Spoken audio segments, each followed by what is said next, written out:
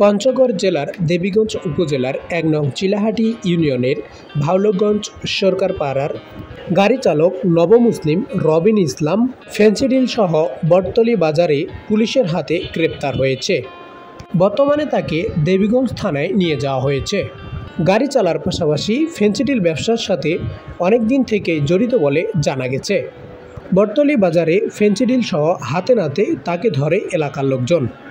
এরপর 999-এ ফোন দিয়ে তাকে পুলিশের হাতে তুলে দেওয়া হয়।